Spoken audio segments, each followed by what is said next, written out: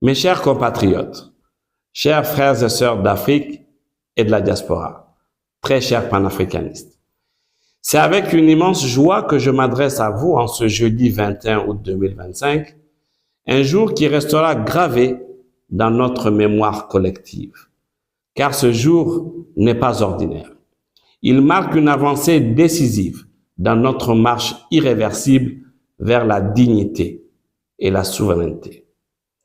Vous vous souvenez, il y a quelques mois, notre sœur, notre camarade de lutte pour l'émancipation du continent, Nathalie Yamb, fut injustement frappée par des sanctions arbitraires de l'Union européenne.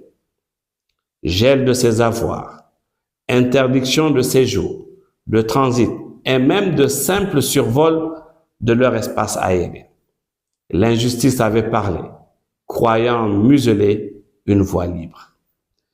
Mais aujourd'hui, l'Afrique répond. Oui, aujourd'hui, notre pays répond. Le Niger répond. Après Kémy Séba, c'est Nathalie Yamb qui reçoit non seulement un passeport diplomatique de la République du Niger, mais également le titre de conseillère spéciale du président de la République, chef de l'État, son Excellence, le général d'armée Abdrahmane Tchiani. C'est plus qu'un geste symbolique. C'est une réponse claire, courageuse, mais surtout digne. C'est un acte de justice, de solidarité qui inscrit le Niger dans la grande tradition panafricaine des nations debout. Et à ceux qui ne le savent pas, ou à ceux qui frondent de l'ignorer pour manipuler l'opinion, permettez-moi de rappeler une vérité historique. Ce geste n'est pas nouveau. Il s'inscrit dans une longue tradition africaine et universelle de solidarité envers les combattants de la liberté. Notre compatriote, Djibo Bakary, figure de la lutte anticoloniale, avait bénéficié de 2 passeports diplomatiques pendant sa lutte. Un passeport diplomatique ghanéen, puis un passeport diplomatique guinéen. Frantz Fanon, le Martiniquais, grand penseur de la révolution africaine, utilisait un passeport libyen sous le nom de guerre Ibrahim Omar Fanon, délivré par le gouvernement libyen. Myriam Makeba, la voix de l'Afrique, déchue de sa nationalité sud-africaine pour avoir dénoncé l'apartheid, avait reçu des passeports diplomatiques de l'Algérie, de la Guinée et du Ghana. Ces documents étaient des gestes de solidarité pour sa protection. Ici même au Niger, le président Séni Kountché avait personnellement délivré un passeport diplomatique nigérien au leader de la résistance palestinienne, Yasser Arafat, mais également à d'autres combattants de la cause palestinienne. Nelson Mandela, alors prisonnier, avait bénéficié d'un passeport diplomatique égyptien grâce au président Gamal Abdel Nasser et ensuite, alors même qu'il était en prison, il avait reçu un passeport diplomatique envoyé par le capitaine Thomas Sankara.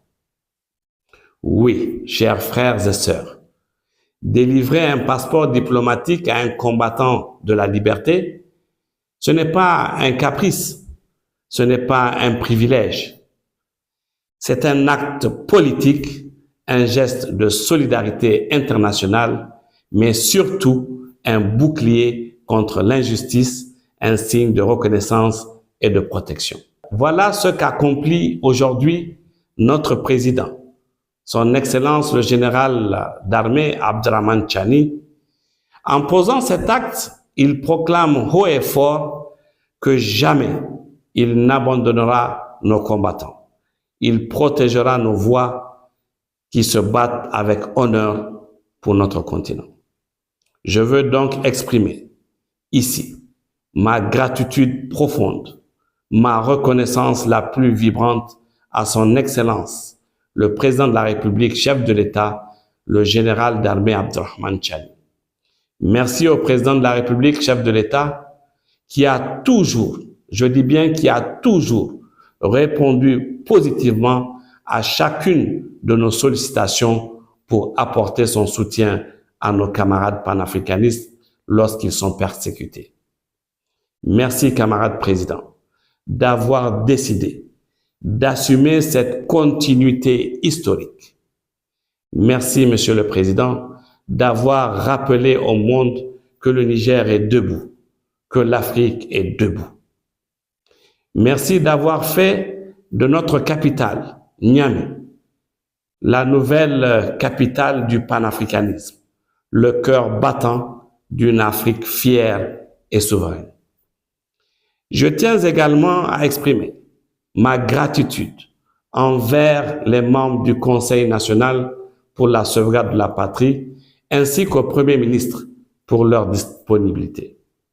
Chers frères et sœurs, chers panafricanistes, ce geste n'est pas seulement pour Nathalie Yamb. Ce geste est pour nous tous, pour chaque Africain qui ose rêver d'une Afrique libre. Oui, pour chaque Africain qui ose rêver d'une Afrique libre. Pour chaque fils, pour chaque fille du continent qui croit que la dignité et la vraie indépendance sont possibles. Aujourd'hui, grâce à cet acte, nous savons que la flamme panafricaniste brûle plus que jamais. Oui, brûle plus que jamais. Vive le Niger, vive la Confédération des États du Sahel, vive l'Afrique libre et souveraine. Force et honneur à tous les Africains et Afro-descendants qui se battent jour et nuit pour la dignité et la liberté de notre continent. L'Afrique libre ou la mort, nous vaincrons. Je vous remercie.